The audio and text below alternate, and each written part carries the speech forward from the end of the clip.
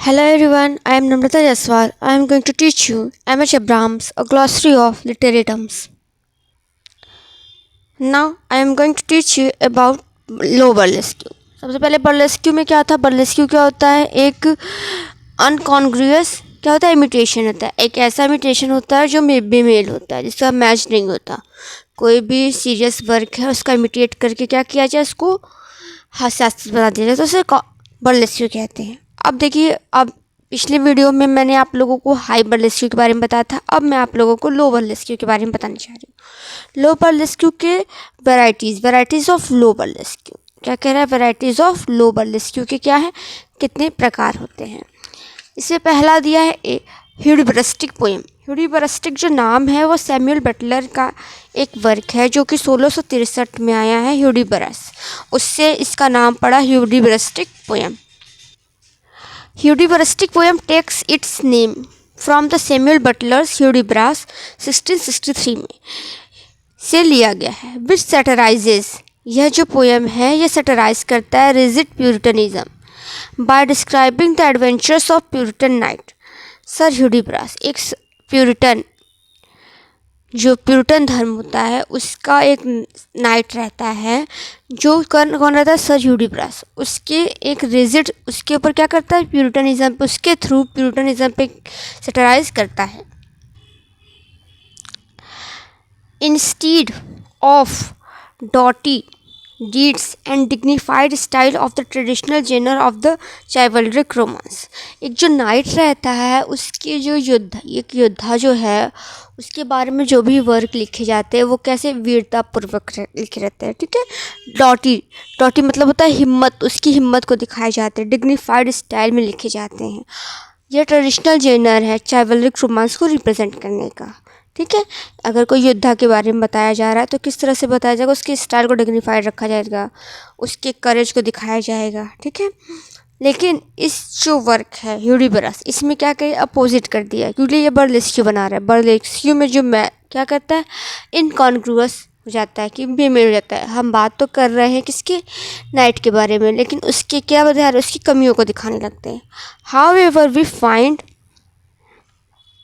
The knightly hero, ये जो knightly hero है, experiencing mundane and humiliating misadventure which is described in doggerel verses and ludicrous colloquial idem.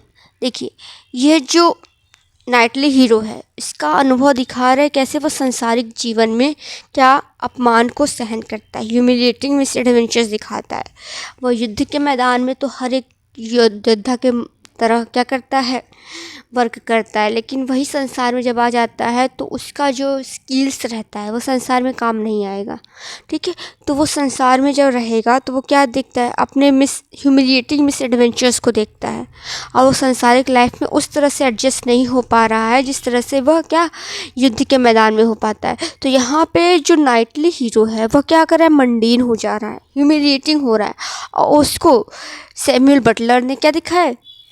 हास्यास्पद रूप में दिखाया है। किस में दिखाया है? हास्यास्पद रूप में दिखाया है। कि इसकी देखो, लो बर्लेस्क्यू में हमने जब बात किया था, एक होता है सब्जेक्ट मैटर और एक होता है form and style. Subject matter, form and, subject matter जब हाई हो जाता है और फॉर्म एंड स्टाइल लो हो जाता है, ठीक है।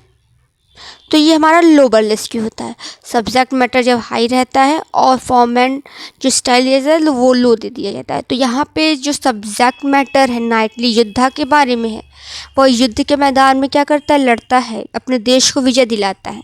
सब्जेक्ट मैटर बहुत ही हाई है एक नाइट के बारे में, लेकिन उसकी जो फॉर्म एंड स्टाइल रखी गई उसको लिडिक्रस बना दिया गया है। उसके मिस एडवेंचर्स को दिखाया जा रहा है, सांसारिक जीवन को दिखाया जा रहा है। तो उसमें जो फॉर्म एंड स्टाइल यूज़ करी गई है, जो उसको स्पीच दी गई है, वो उसकी हास्यास्पद को दी गई है, जिससे वो क्या करता है? समाज में क्या बनता है? एक हंसी का पात्र बन जाता है, और उस तरह से लोगों का क्या कर रहा है? एंटरटेन कर रहा है। तो यहाँ पे क्या लो बर्लेस्क्यू के अंतर्गत आ जाएगा। तो वहाँ कह रहा है which is describe in doggerel verses. Doggerel verses क्या होता है? जिन पोएम्स में क्या होता है, इरेगुलर रिदम हो जाता है। क्या हो जाता है, रिदम जो होता है इरेगुलर होता है, राइम्स जो होता है वो मैच नहीं, फोर्स्ड राइम होता है, ठीक है, और वो सिंपलिस्टिक दिखाता है, ह्यूमर्स को दिखा रहा है, उसका जो टोन होता है वो क्या हो जाता है, ट्रिवियल हो जाता है, तो ये डोगरल दिखाता है। तो यहाँ पे ह्यूडिब्रिस्टिक जो पोएम लिखा है सैमुअल बटलर ने, वो क्या है, डोगरल वर्सेस में। और ये जान लीजिए आप लोग, जो ह्यूडिब्रिस्टिक पोएम है यह आयम्बिक क्या है, टेट्रामीटर में। आयम्बिक पेंटामीटर आप लोगों ने सुनेंगे, 5 उसमें क्या होता है, फुट होते हैं। आयम्बिक टेट्रामीटर में जैसे 4 फुट हो जाते हैं, ठीक है, टेट्रा मतलब 4 हो जाता है। और इसकी राइमिंग स्कीम किसकी है, AABBCCDD है। ह्यूडिब्रस की राइमिंग स्कीम AABBCCDD है। और ये डोगरल वर्स में लिखे गए, मतलब इसका जो रिदम है वो क्या हो रहा है, डिसबैलेंस्ड हो जा रहा है। अब हम इसके बाद बात करेंगे ट्रेवेस्टीज़ के बारे में। ट्रेवेस्टी क्या होता है, the travesty मॉक्स a particular work by treating it's Lofty subject. इसका सब्जेक्ट क्या है, लॉफ्टी है। हमने कहा सब्जेक्ट, फॉर्म एंड स्टाइल, 2 चीज़ होता है। सब्जेक्ट क्या है, हाई है, लेकिन फॉर्म एंड स्टाइल लो हो जाता है, ठीक है। सब्जेक्ट क्या है, लॉफ्टी है, इन अ ग्रोटेस्क्यू अनडिग्निफाइड मैनर एंड स्टाइल। और इसका manner style, form manner and style क्या है, अनडिग्निफाइड है, इसको लो कर दिया जाता है। As Boileau put it describing the travesty of Virgil's Aeneid। Virgil ने एनियड लिखा था, जिसका सब्जेक्ट मैटर भी हाई था, फॉर्म एंड स्टाइल भी क्या था, हाई था। लेकिन बॉयल्यू जो लिखते हैं वो दिखाते हैं कि ऐसे डीडो जो कैरेक्टर है and Aeneas are made to speak like fishwives and ruffians. वो फिश वाइफ जो मछुआरों की पत्नियां होती हैं, रफिन्स जो होते हैं जो बदमाश होते हैं, तो उनके बीच को झगड़े को, उनके बीच की बहस को दिखाया गया है। कि सब्जेक्ट मैटर नाम तो दे दिया डिडो एंड एनियस, जो वर्जिल की एनियाड से है, मतलब बहुत ही क्या सुपीरियर क्वालिटी के कैरेक्टर्स हैं, लेकिन उनकी जो स्पीच दे दी है वो क्या कर दिए, फॉर्म एंड स्टाइल उनको क्या कर दिया, लो कर दिया है। तो इसमें जो होता है ट्रेवेस्टी में वो क्या करता है, हास्य क्रिएट कर देता है। The new yorker once published a travesty of Ernest Hemingway novel Across the River and Into the Trees 1950। यह अर्नेस्ट हेमिंगवे का एक नॉवेल है जो 1950 में आया, across the river into the sea into the trees, ना नदी के उस पार पेड़ों के बीच में। यह द न्यू यॉर्कर जो है इसने पब्लिश कराया था इसका ट्रेवेस्टीज। क्या किया था, इसके टाइटल को चेंज करके across the street into the bar, कि स्ट्रीट के उस पार कहाँ पे, बार में, तो इसको क्या कर दिया, ट्रेवेस्टी कर दिया था। And the film Young Frankenstein is the travesty of Mary Shelley's novel फ्रैंकेस्टीन। मेरी शेली ने नॉवेल लिखा है फ्रैंकेस्टीन, जो कि 1818 में, ये कब पब्लिश हुई, 1818 में, ठीक है। और यह गोथिक नॉवेल है। इसमें क्या किया गया है, इन्होंने किसने, यंग फ्रैंकेस्टीन करके एक फिल्म बना दी है, जिसमें क्या किया है, फ्रैंकेस्टीन को क्या ट्रेवेस्टी के रूप में प्रेजेंट किया है।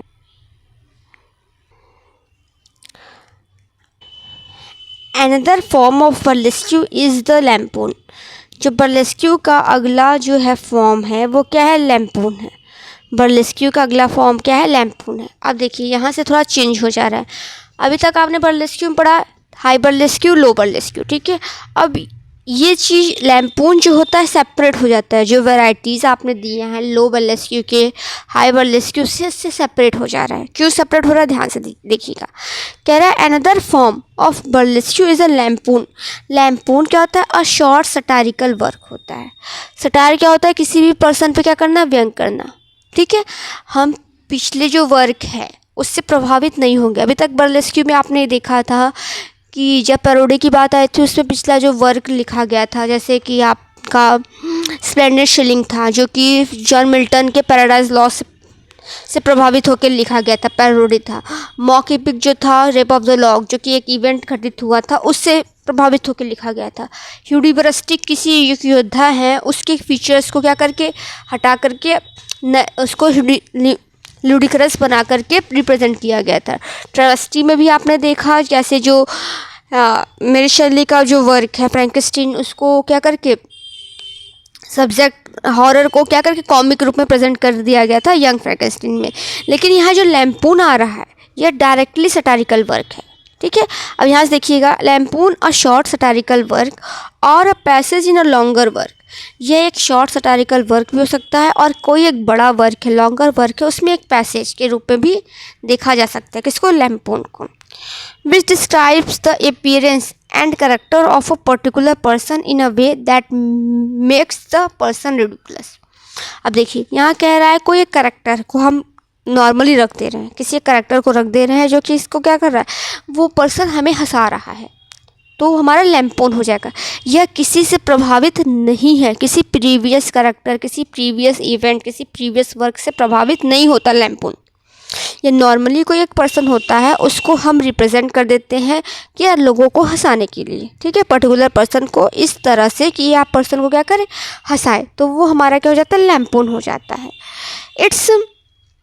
It typically employees caricatures. यह एक तरह से कैरिकेचर्स के अंतर्गत आ जाता है। कैरिकेचर मतलब क्या होता है, which in verbal description as in graphic art. जैसे ग्राफिकल आर्ट में किसी एक पर्सन के नोज को बड़ा कर दिया जाता है, उसके चेहरे को बड़ा कर दिया जाता है, उसके गले को स्मॉल कर दिया जाता है, उसकी पेट को, या फिर इस तरह से ग्राफिक के थ्रू उसको क्या किया जाता है, हास्यास्पद बना दिया जाता है, ठीक है।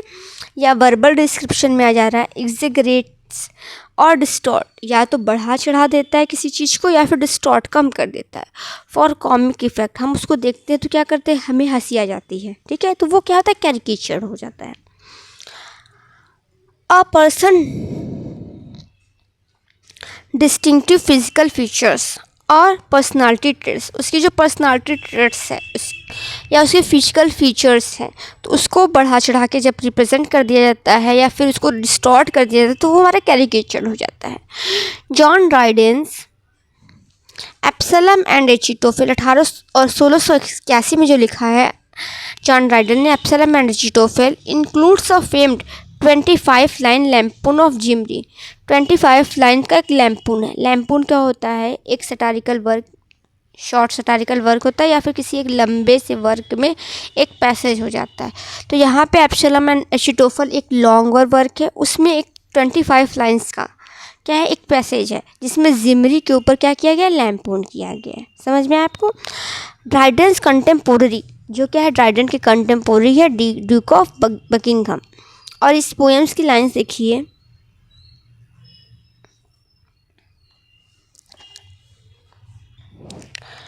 विच बिगिंस, जो जिमरी का लैम्पून पोएम्स में डिस्क्रिप्शन दिया ड्राइडन की, इसकी स्टार्टिंग ऐसे होती है, in the first rank of these जिमरी stand a man so various that he seemed to be not one but all mankind's epitome, stiff in opinion, always in the wrongs, was everything by stars and nothing long।